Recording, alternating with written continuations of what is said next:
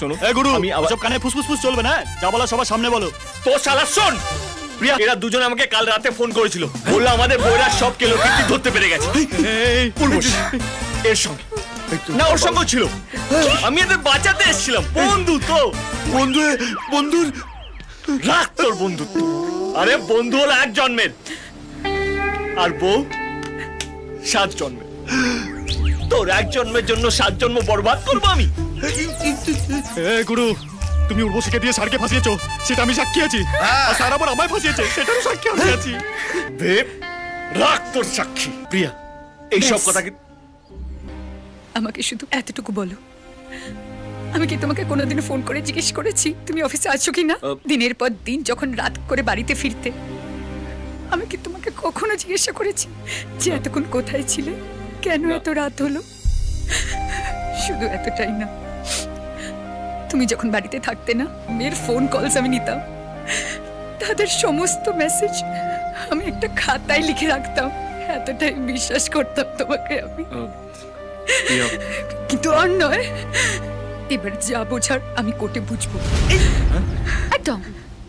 আজকে তুমি আমার শুধু বিশ্বাসটাই না, আজকে তুমি আমাকেও হারালে গুরু। আরে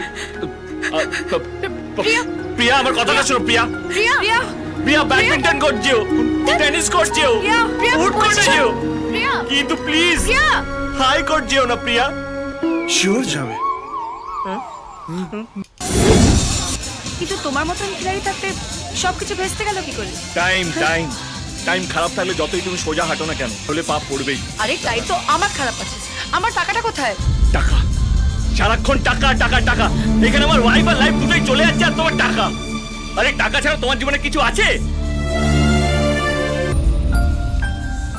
ও তুইও এখানে, তোরও টাকা লাগবে তো? ভুল করলে ভাই, ভুল করলে। ওদিকে দেখাও, ওই যে মেয়েটা রয়েছে না উর্বশী, ওর বর 1 বছর হলো কোমায় রয়েছে। ওর বরের ট্রিটমেন্টের জন্য হসপিটালে রোজ খরচ হয় 20,000 টাকা। আর মেয়েটাকে যে কোনো ভাবে হোক না কেন ওই খরচটা জোগাড় করতে হয়, আর সেই জন্যই ব্যাংককে আসে। কি থাকতে পারে বলো তুমি এটা লাইফে? আর জাস্ট ওই কটা টাকা আর আমার মতো একটা অসহ্য ফালতু একটা বন্ধু।